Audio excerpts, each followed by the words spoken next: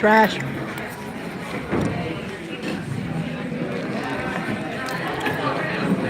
Scoot over. And if you've learned Ehomai, you can recite this together with us. And if you have not yet learned Ehomai, you can join us by thinking positive thoughts and connecting with everyone here in the room and those who are going to grace the stage. If you didn't hear the earlier part of this announcement, we just wanted to invite everyone who's learned Ehomai today or another day to join us to recite this meditation, this intention.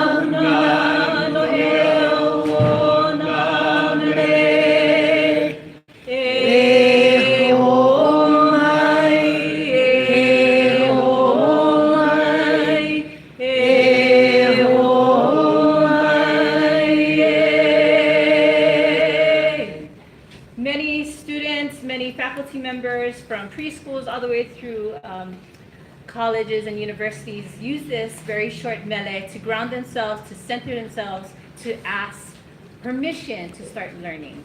And so, as I was able to share with a few of you tonight, if you commit to learning this mele well, go ahead and take a picture. Commit it to memory. You commit the melody to memory. You have permission to teach another person in this particular context. And you can, if you want to find more information, it's certainly on our friend Google. So, hello. Thank you so much, Ryan and Mahina. Thank you all for coming tonight. My name is Mariko, and I just wanted to cover a couple of housekeeping things before we get started. First, I wanted to acknowledge and thank Art at Mark's Garage, who has helped put this event on in partnership with their Mo'olelo Night series. A friendly reminder, please silence your cell phones. Restrooms are this colleague, Siobhan Lee, who will be emceeing tonight's event. Thank you. And welcome. As Mariko said, my name is Siobhan, and I cover education for Civil Beat. I would like to welcome you all to another concert in Civil Beat's signature Hawaiian Storyteller series. A little bit about myself. I've been covering education for a little bit over a year now for Civil Beat. I have not covered the subject before, but it was an intriguing role, and I thought Civil Beat was a good fit, which is why I'm here now. So during that time, I quickly came to learn that some of my most favorite people to speak with on this beat are the teachers. Despite all the challenges of the job, I can tell by the way their faces light up when they speak about their kids, the classroom, and the work. That is what they love to do. There are a few other professions where a room full of kids expect you to show up and wait eagerly for you every day of the week. It's been a while since my own grade school years, but I distinctly remember the teachers who influenced me the most and instilled in me a love of reading, writing, critical thinking, and discussion. which brings us to tonight's fabulous lineup of storytellers. Tonight, we are lucky to have 5 local educators telling us about why they teach. For many educators, teaching is more of a calling than a job. We'll hear a variety of perspectives on why these storytellers got into teaching and why it feeds them professionally. Each story will be about approximately 10 minutes long, and there will be no intermission. Our first storyteller is Douglas Keong. He teaches computer science at Punahou School. Among his many accolades, Douglas is a recipient of the Presidential Award for Excellence in Mathematics and Science Teaching. He is going to share a story that touches on education beyond teachable moments. Please welcome Douglas Keong to the stage.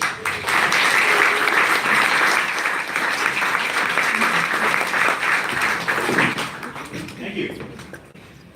So I'm going to talk about creating a space in the classroom for collaboration and community. But in order to start, I'm going to go back to elementary school. Now, as an elementary school student, I was a handful. I was never following directions. I was never where I was supposed to be at the right time. And I remember I was sick for about a week. And I came back to class, and I was up to my normal antics, running around the classroom. And my teacher stopped, and she looked me right in the eye, and she said, "Douglas, it was so nice and quiet last week when you weren't here." And I don't remember much else of that year. But what has stayed with me from that day was the way that I felt when she said it. I felt like the bottom had dropped out. It's one of the laws of cosmic justice that if you're a terrible student, you're going to come back as a teacher and have a classroom of students who are just like you. And so that's kind of what happened. I ended up teaching first grade, but luckily for me, I had a great mentor teacher, Karen Ivins. And Mrs. Ivins was tall and stately and elegant, and she always looked put together, and everybody listened. When Mrs. Ivins had a teachable moment, everybody would stop what they were doing and they would listen, all of these first graders. I would listen too. We were all captivated. And I wanted to be just like Mrs. Ivins. I wanted to be the master of the teachable moment. I wanted to have them in the palm of my hand and have their rapt attention. I didn't have it at the beginning.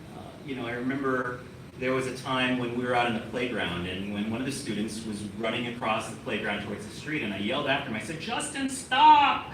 And he kept going. So I yelled again, I said, "Justin, stop right there!" And he just kept going.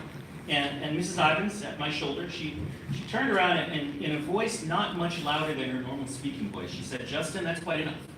And he put the brakes on and stopped. And he was like farther down the street than he was when I had been yelling at him.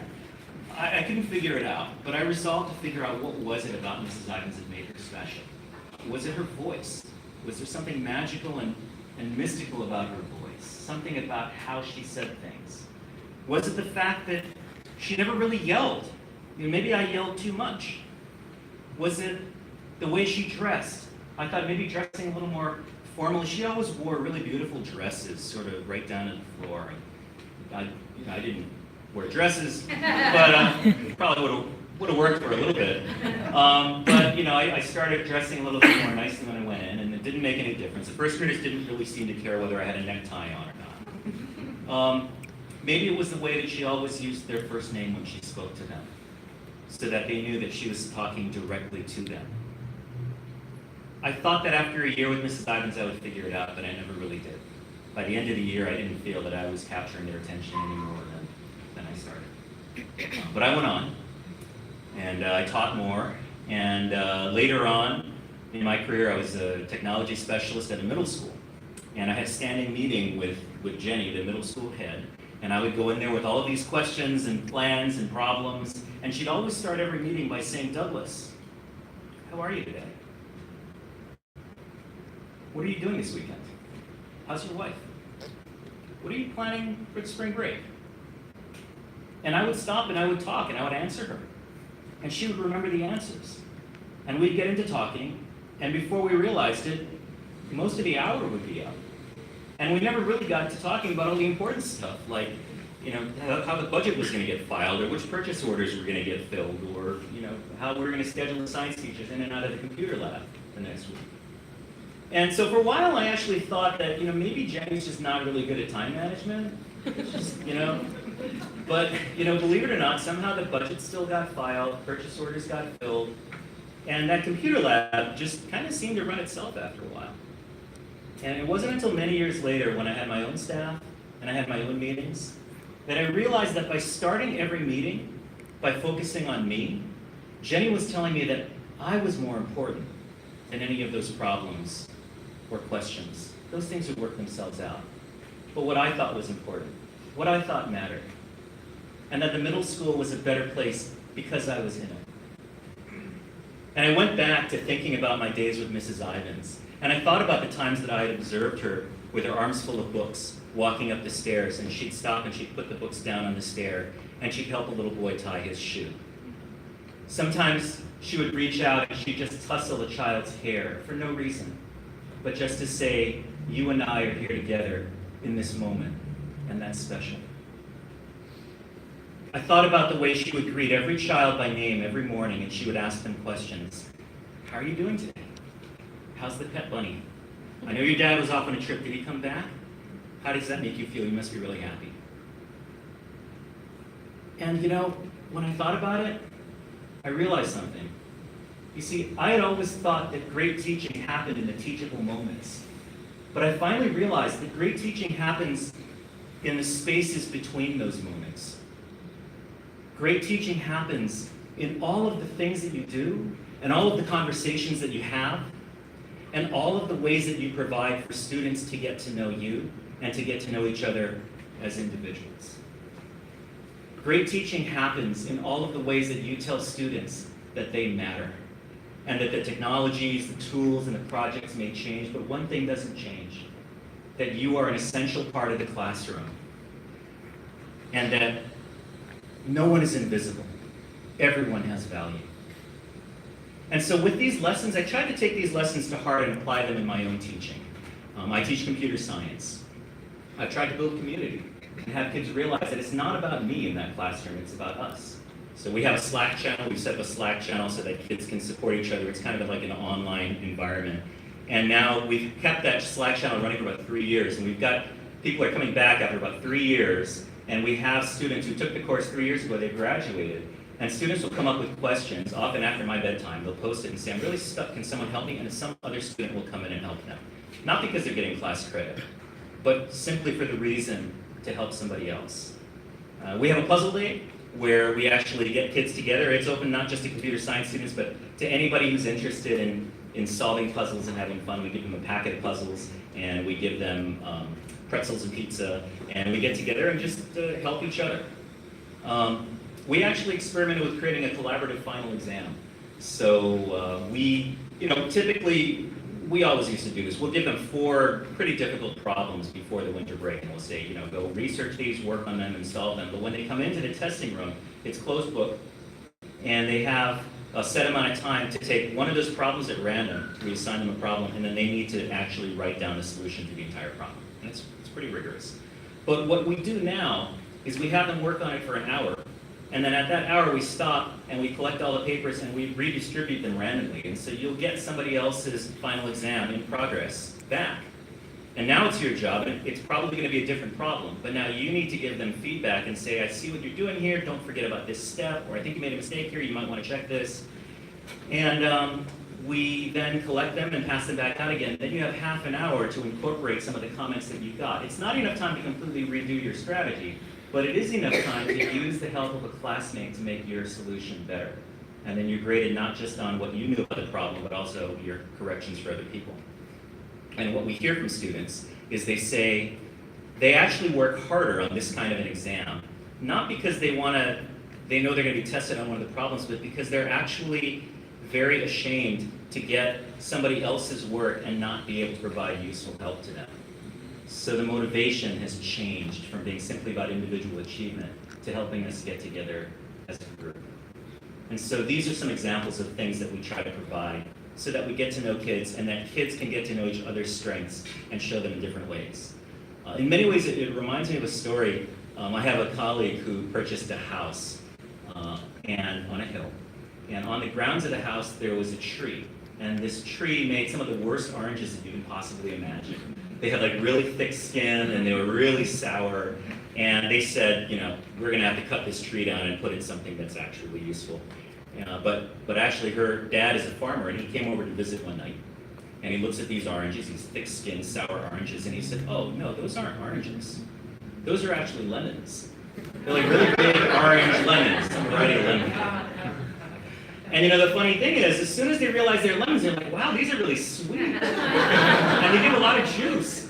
And so they started thinking about all these different things they could do. They could make like key lemon pie. You can make an entire pitcher of lemonade with just 3 lemons.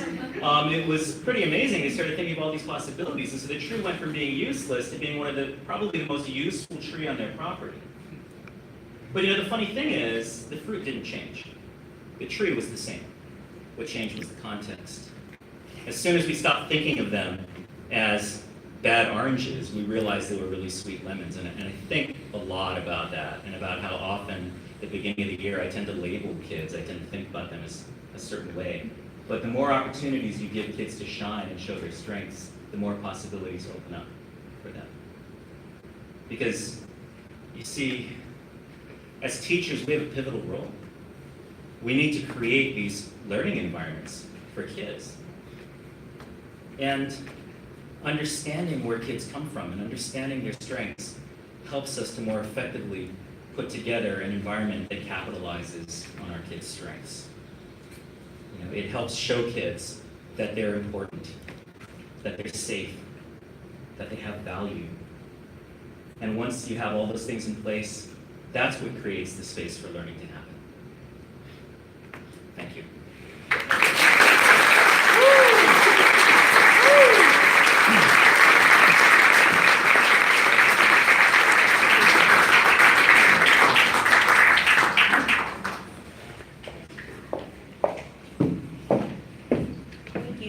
Douglas, for that really inspiring tale.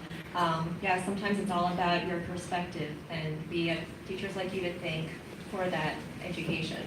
Our next storyteller for the evening is Mahina Paishan Duarte.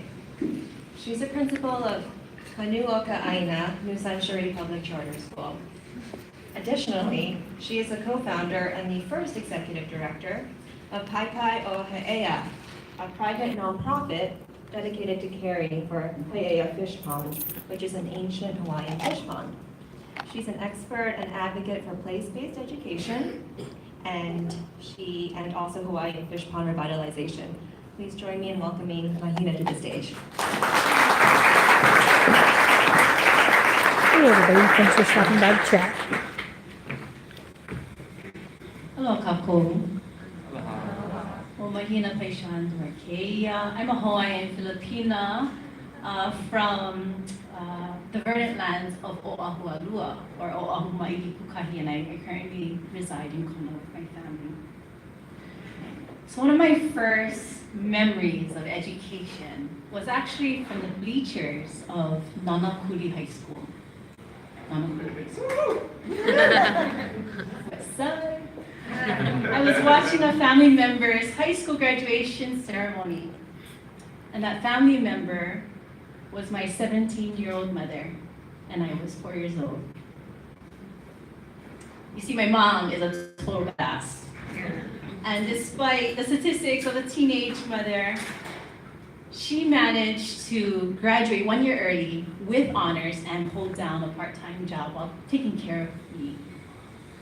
She then immediately entered into college to study and become a court reporter and entered to the professional world. And even as a young teenage mother and professional, there's this one thing, this one attribute that I really, really admire of her, and that she had this hunger for excellence. Everything that she did, she wanted to pursue excellence. I mean, even growing up, okay? Her idea of excellence is a little bit quirky sometimes, I gotta admit. Sometimes she would be like, I don't fit this anymore, you can wear it. Or sometimes she would be, I read all these books, did you read these books? So she always had this kind of competitive edge. Even so, when she turned 50, she just wanted to take it to the next level.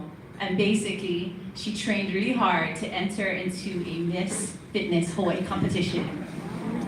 Brace yourselves. At 50, bikini category.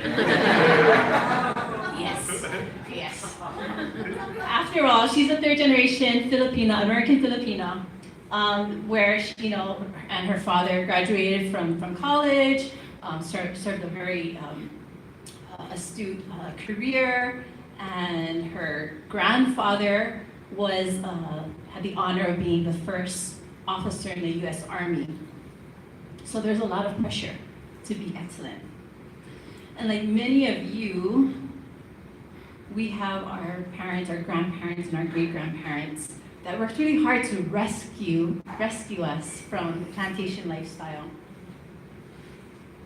And somehow, at a young age in high school, I felt like it was unspoken code. It was my unspoken duty, if you will, to become either an accountant or an attorney or a nurse. Fortunately, and because of that, right? Become the accountant, become the nurse, so that you can get a great job, so that you can make lots of money and then be totally satisfied and happy with your life. That was the equation. Fortunately, I had on my father's side, I had cultivated a strong musical interest.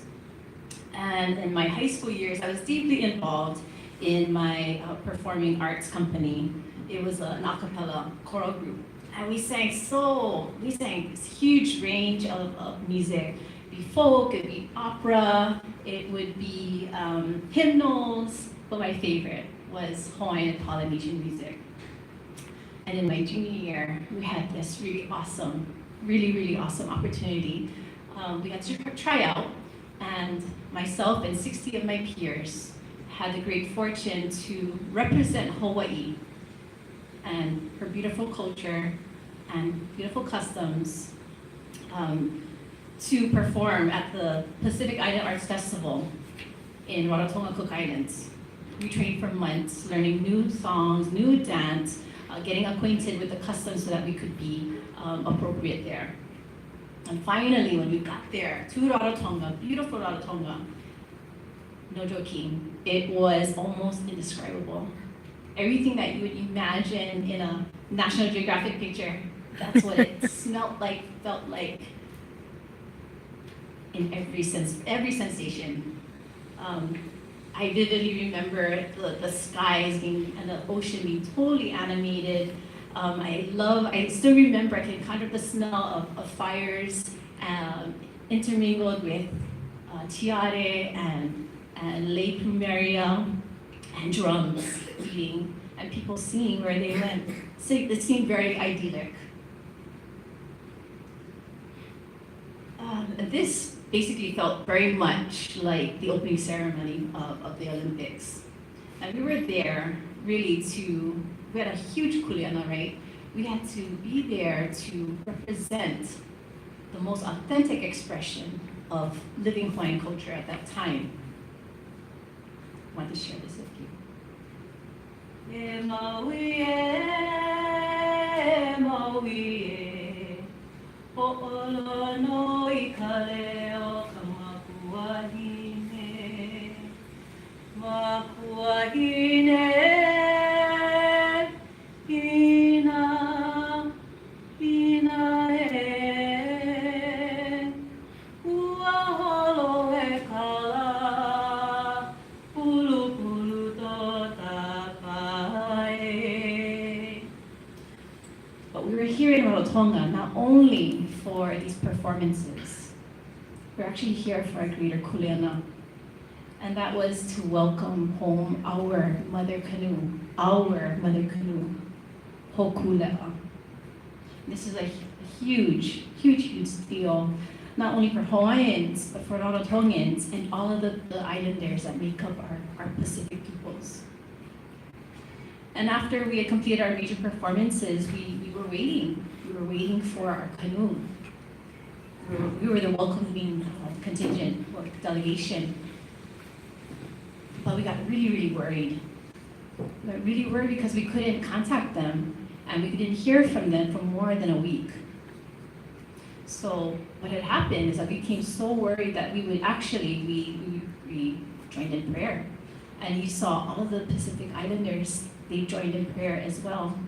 And however we did prayer, some in chant, some quietly, some in a more conventional way, to call our canoes home. Finally, we heard back from the crew, finally, after a week. And they were close to landfall, so we busily got ready.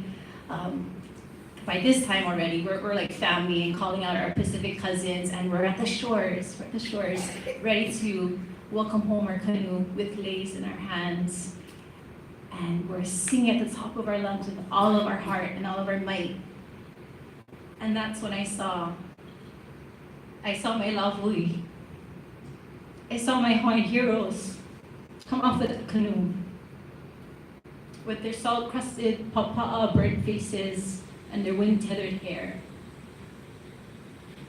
And at that moment, I felt the connection of 2,000 generations and more, and not just to Hawaiian people, but connections to peoples of this entire earth.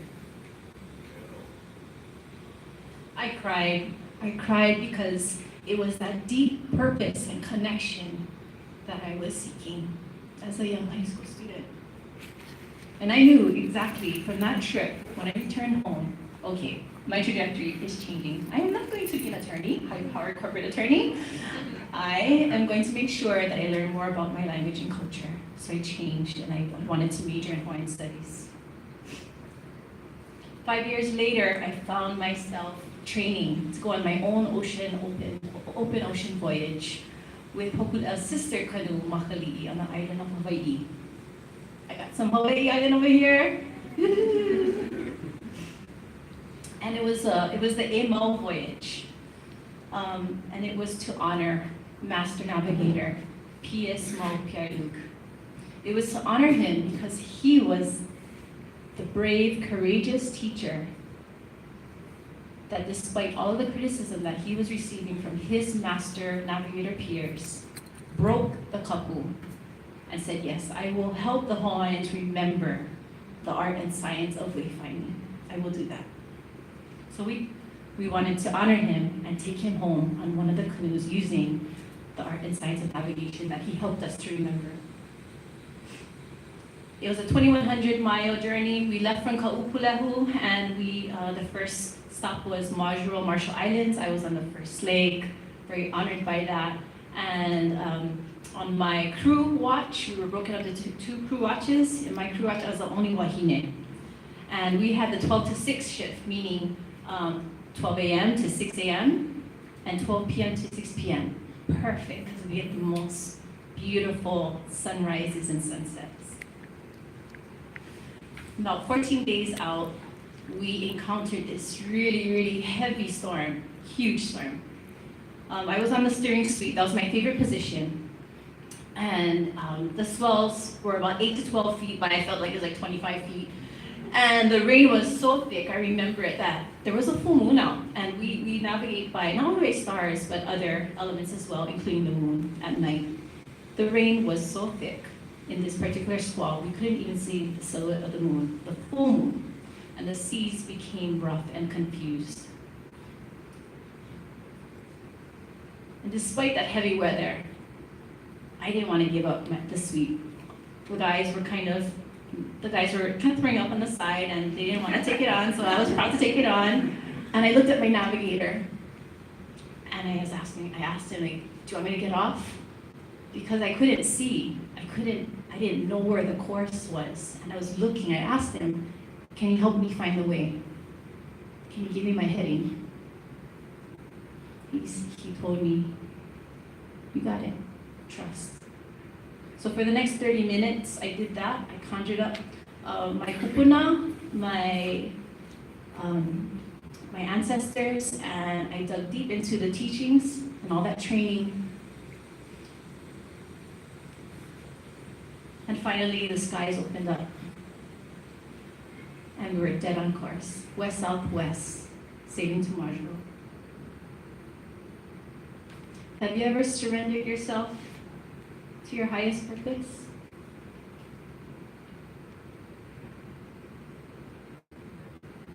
In that moment, I was at peace. And I knew my role and my purpose in life. So the point is, in these 3 moments of observing my teachers reclaim an entire people's heritage, pride, and role on this earth.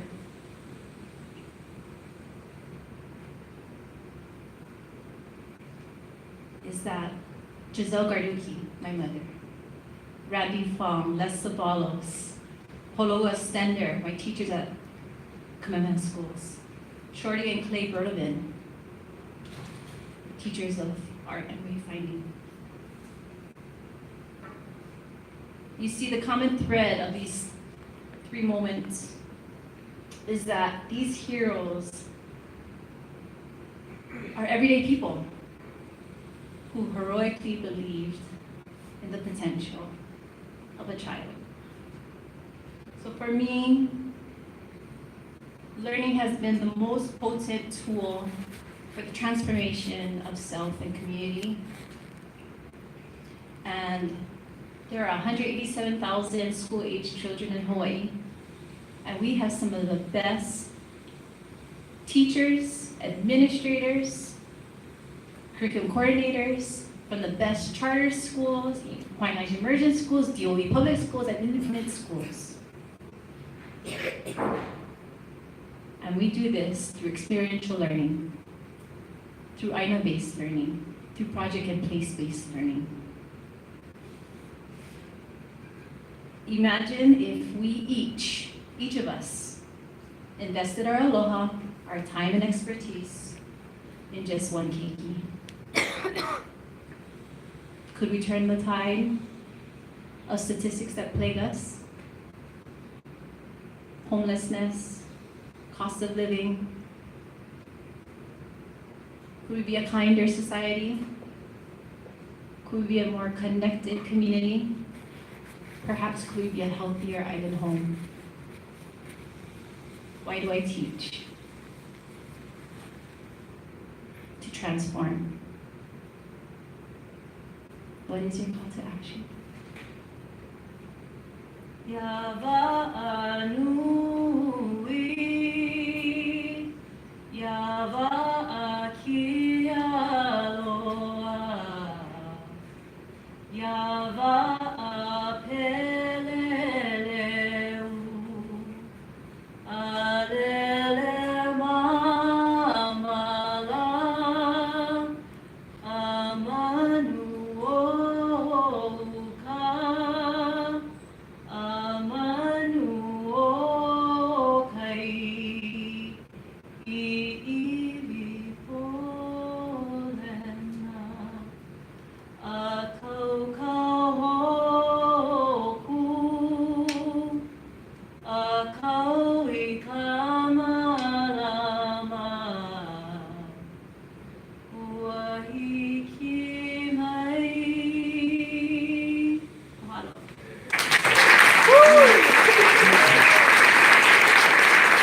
Thanks for stopping in, everyone in chat. I hope you enjoy this.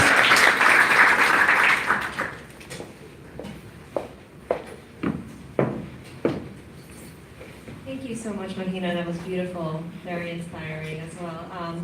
Our next storyteller is Kyle Oberlander. He's a teacher at Waianae High School, where he teaches college and career preparedness for kids who face a barrier at home.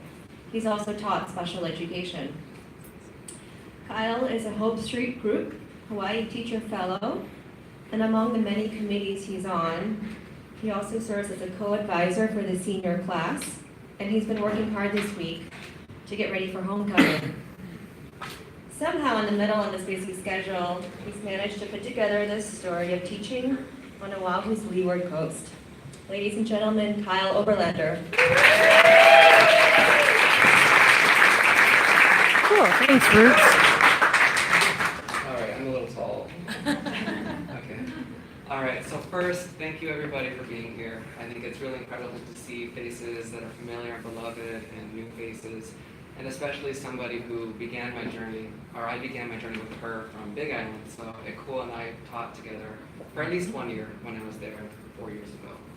And I also want to acknowledge and honor those whose land this belongs to, the Native Hawaiians, their descendants and their ancestors, because it is so important to know where we are and how big a privilege it is for us to be here. All right, so I'm going to tell you a story. And I think it could probably be called an accidental teacher, because I had never in my life thought I was going to be one. My first job that I might have when I was a kid was going to be an ambulance driver, because I like to drive fast. And then I became an archaeologist, and then a paleontologist, and then an Egyptologist, and then, I don't know, once I got older. So my journey really begins at the end of my college career. And I was incredibly burnt out by doing research, and I had no idea what I was going to do. So I guess I decided to become a teacher when I was burnt out. It was a great decision. It actually was. So I actually applied to Teach for America and got it. And I wanted to come to Hawaii specifically because I wanted to work in a Native community like the one my mother comes from in South Dakota. She's from the Pine Ridge Indian Reservation. And so I was placed on Big Island when I first got here. And Ekua, she was witness to my different phases of the hot mess express I was on. So my first year was very, very difficult, and mostly socially and personally. My job at Kealakeke High School was wonderful. I had great coworkers, excellent admin, especially Nani Damasa. But it was so difficult that, one, I was going to be done with teaching as soon as I was done with TFA, and two, I was done with Hawaii. I needed to get out. But I got a medical transfer to Oahu because when I was a sophomore in high school, I had bone cancer, and that requires some long-term care that I just couldn't necessarily get on Big Island. So it wasn't a choice I made because I was a 9th grade advisor and I loved those kids. I was alone, I was miserable, but I went to school because of those kids. And so I came here thinking that I was only going to be here for 1 more year, finish up TFA, get out. And I got hired by Waianae High School after the year had begun because it was so late in the game. I hadn't found a job, hadn't been hired. And my second year of teaching was pretty neutral in terms of difficulty, not necessarily great, not necessarily horrible, at least it wasn't my first year. I met some really amazing people from Waianae, born and raised there. And I think that was like my first little twinge of the heart where I was like, this is good, this is cool. But I still had that idea that I was going to get out after 2 years and go and continue on to be a researcher, academic, whatever thing. And so my second year ended, and I decided I wasn't ready to leave. So I decided to stay. And I justified it as I need to figure out what I'm doing with my life. I don't know where I want to go to school for a PhD. I don't want to rush myself. It feels okay. Just a lot of thoughts going on, which all amounted to I'm going to stay. So I stayed through my third year, and I think that's when I found my style. My best friend at work, she's the culinary teacher, and her family took me in, so I had places to go on the holidays. I'm out here alone, and the airport I fly into has 3 gates, so it's very expensive to go to. I usually fly into Denver and drive 6 hours home. But I found home and I found community, and it kept growing bigger and bigger. And I remember that first year at Waianae, because we have so many teachers who leave every year, and there's a variety of reasons. But the kids would always ask, are you going to stay? A lot of them would ask that. And in my head I said no. But I told them yes because I didn't want to break their hearts, because they were used to it. In that third year, I started getting closer with the students, and because I found my style, the relationships just flourished, and I got to know my students on a much deeper level. From special education to general education, I became a basketball coach. I got to meet so many more students and got even closer with some of my coworkers who are now some of my family here. And I guess the thing that convinced me that I was going to be a teacher for probably quite a while was I was also a tutor after school. And I had a student who was corsetting. A lot of people think that's dumb, even the teachers who teach resource, unfortunately. But she was brilliant, beautiful, amazing. And I was tutoring her, it's just one-on-one, because not many people come to tutoring. But there was nothing out of the ordinary happening. We weren't having a conversation. We weren't kicking it or anything. But she just looked up and started telling me a story about why she misses school so much. And she missed school a lot, like a lot of our kids do. But she would always make up the work, which is unusual. And she told me the reason that she had to stay home was because she was taking care of a newborn sibling and a newborn niece and nephew. And that was kind of her job. And it was something her family had told her that was all she would ever amount to. And the reason is because she talked about how for her it was so hard sometimes to just get out of bed, to even go to school. Sometimes it wasn't taking care of the kids. How sometimes she just felt so scared in front of a group of people that she wanted to hide and cover her face and make sure that nobody could see her, and that she felt safe as long as she didn't see them. What she was doing was describing perfectly what depression and anxiety is without having that vocabulary for it. And at one point she did try seeking out the help that we all should get when we're feeling that way, going to therapy through the school. Her mom called her weak and dumb for it, and so she stopped. She said the first time she smoked weed was the first time in her life she felt good. And she said, Mr. I never smoked at school. I never did. I never drank school high. I never would have thought about it. But she did have it on her. And so she got caught twice and busted twice for it. And it was because of this that her family lost faith in her. And she had a record that would never go away. And so they said that housework was all she'd ever amount to. I didn't know what to say because I never had a student open up to me like that. Not in such a heartfelt way. And so all I could say was thank you for sharing. In the same week, I had a couple other students open up about extremely traumatizing experiences, things that aren't really unheard of in the community I live in, nor the community I come from, Native communities in general. The generational trauma is real, and if we don't actively fix it, nor if somebody doesn't tell us that it exists, we can't address it. So what I realized is that these are only 3 students who felt comfortable enough to talk about it. There are so many more who don't have that person or that safe place to say those things. And so I felt like I had to do something in my class. As an English teacher, I'm supposed to be teaching theme and all these different vocabulary words and everything. But I realized that there was something more important. And how I phrase it now to my current students is that I don't care as much about you as a student as I do as a person. Because if you're not feeling okay as a person, you can't be a good student. You can't even be a student.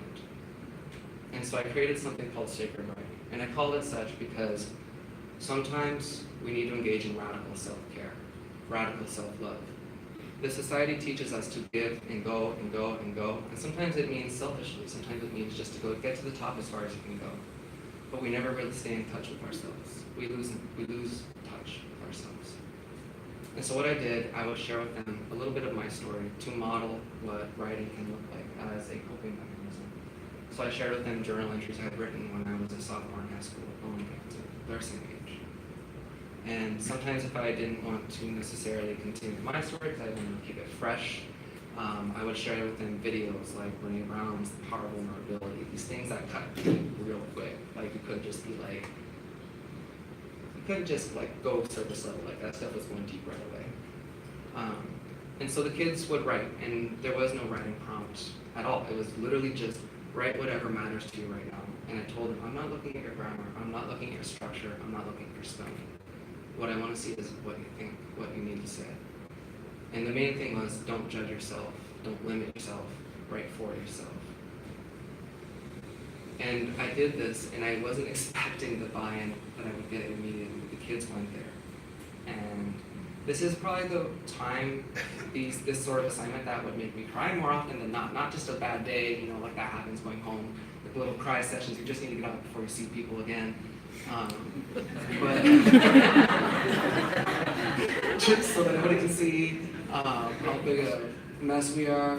I just told you I was a hot espresso hot mess. But what I found out is that these kids needed affirmation. They needed to be recognized for opening up like that.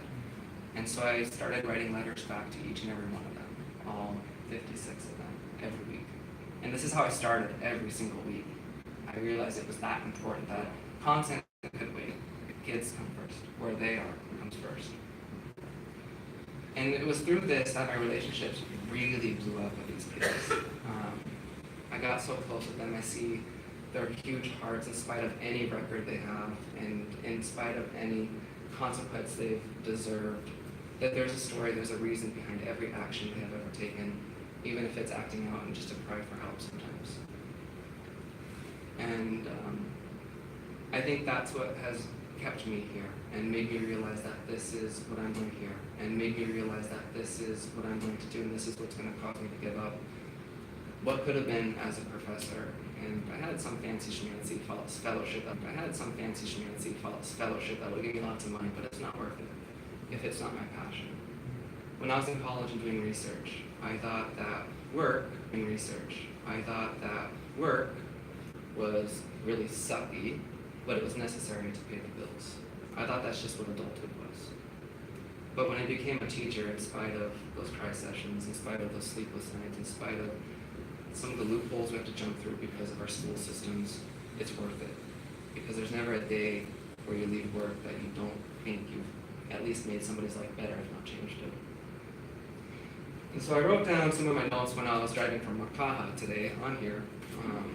But I had this random piece of paper in my back seat, so I grabbed it. I opened it up when I was here, and I realized it was one of the responses I had written this week. And I think to close, I just want to share with you what I wrote back to the student. Because this one happened this week, and this is one of those ones where, I need to lock my doors for a minute. So I wrote this on the 25th, that's like Tuesday or something like that. And this will be the ending. So I wrote, "Dear student, thank you for sharing with me this struggle of yours. What I want you to know before I begin to respond is that whenever your thoughts run wild and start to trick you into thinking unkindly about yourself, I want you to read this letter. What's in this letter is absolutely true and in no way a mere opinion. To begin, I want you to know that you are not alone. I understand that it feels like this and that you may believe or feel that you are unlovable, but that is so opposite of the truth. I understand so well what you're talking about.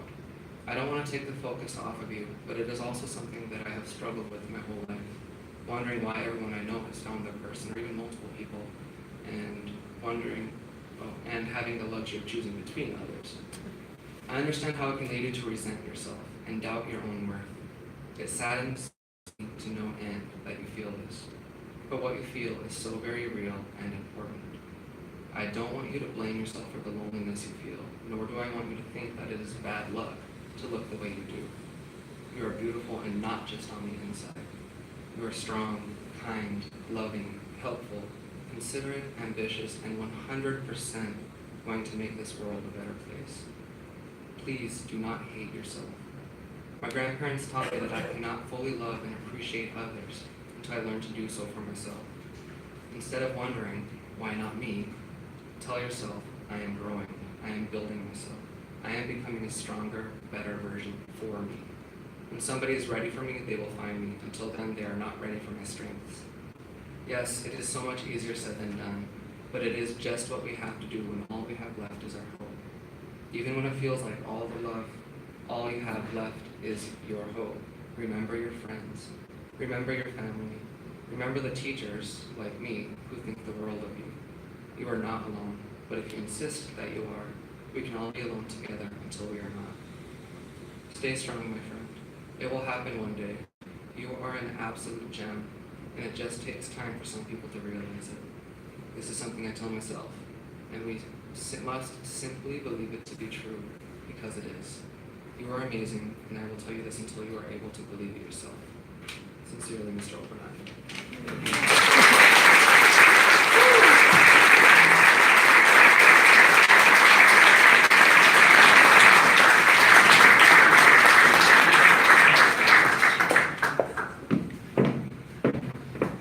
Thank you so much, Kyle, for that very deeply personal and moving story. Next up, we have Ann Weber. She's a former teacher at Maili Elementary School in Waianae, educator with a passion for building sustainable communities and making social impact, and believes everyone has a role to play in this work. She is going to tell a story of her journey to becoming an educator. Please welcome Ann Weber.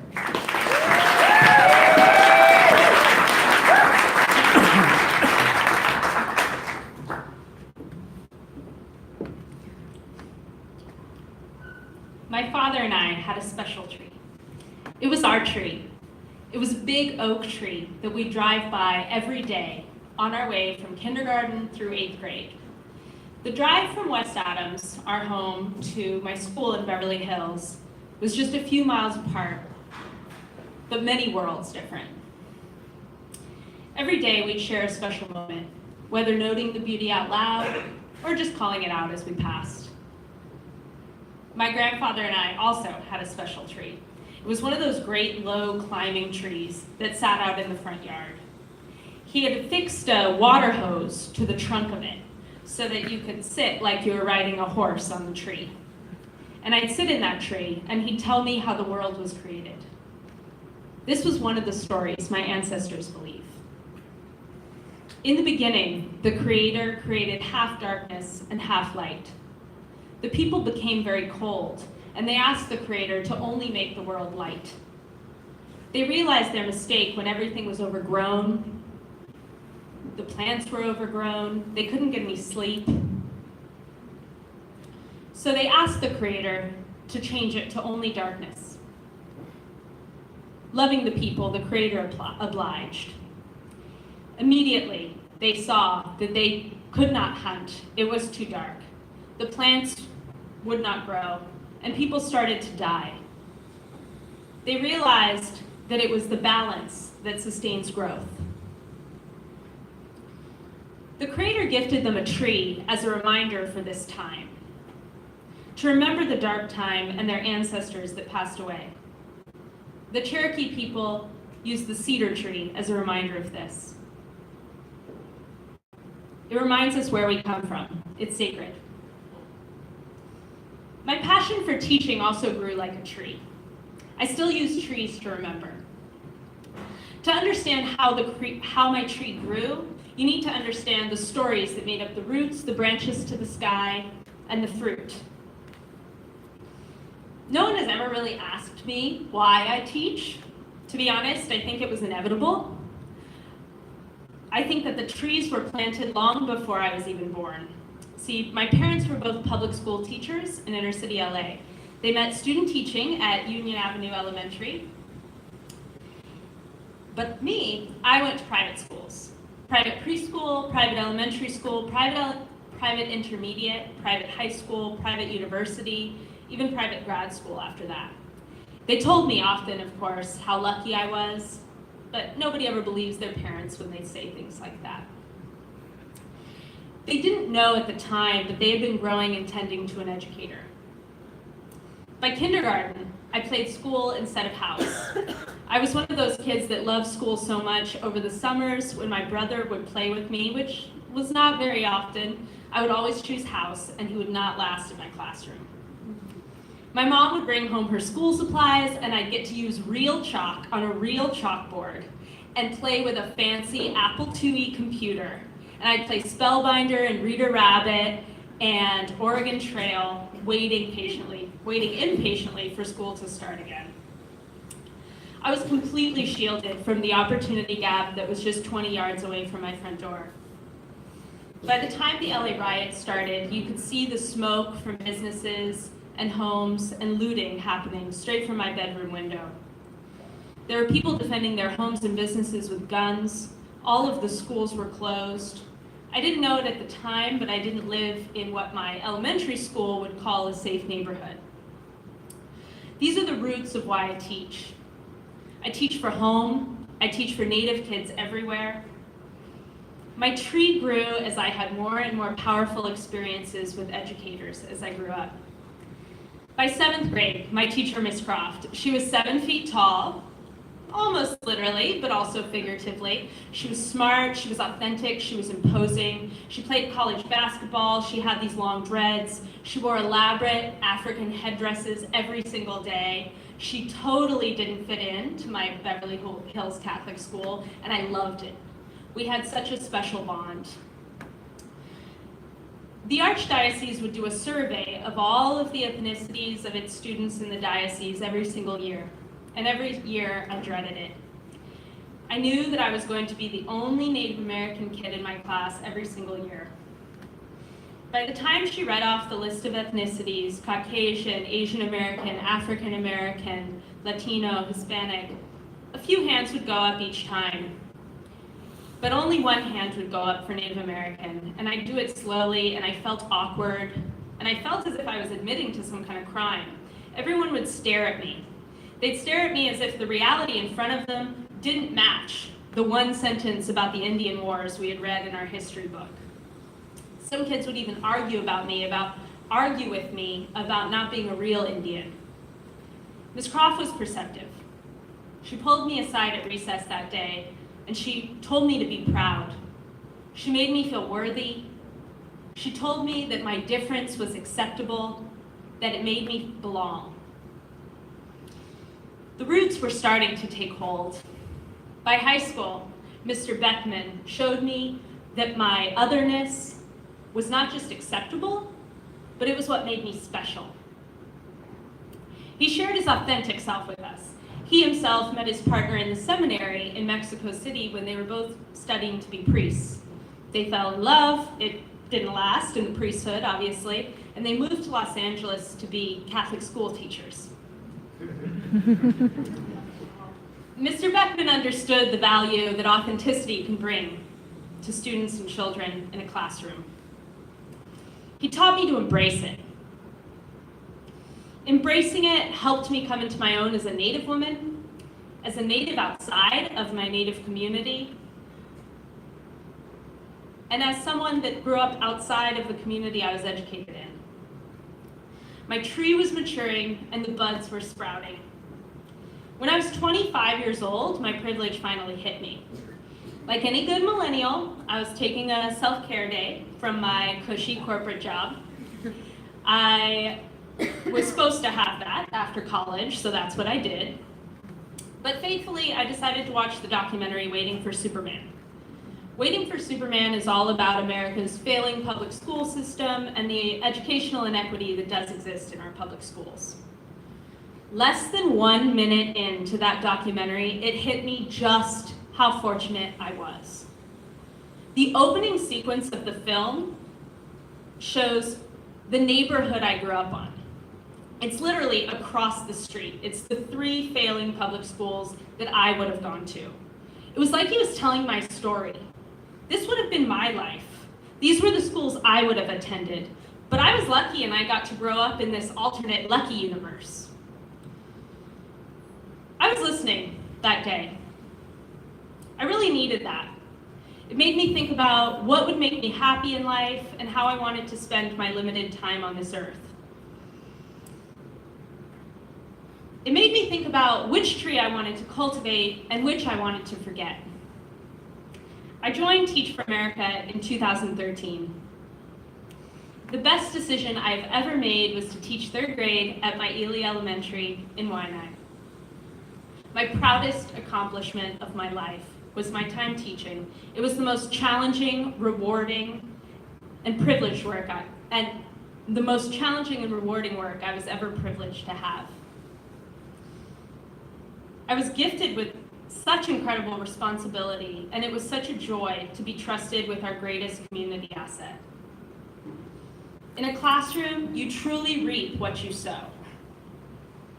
When you drive down Kula-Aupuni Street on your way to Miley Elementary, you see a big monkey pod tree. It sits in front of the preschool, and it's the first thing you see as you drive up. This was my special tree. When I saw it, I knew that it was going to be a good day. It was also our special tree in P16. The first day of school would always start the same. It was a time to set expectations, not to make rules. We didn't waste time on that. We did that together. but a time to start planting the seeds of community. We'd start the day where I'd greet everyone by name, we'd introduce ourselves, then we'd get in a talking circle. I'd tell them about my heritage, my tribe, my family, the importance of the talking circle, why we treat it with reverence and respect. And we'd pass this talking stick that my mother gifted me when I started teaching, and we'd share our gifts, one at a time. After that, we'd walk outside to the monkey pod tree. We'd stand in a circle. And I'd tell them why the monkey pod tree was important. I'd tell them that the monkey pod tree was important because it enriched the soil with nutrients instead of stripping it away.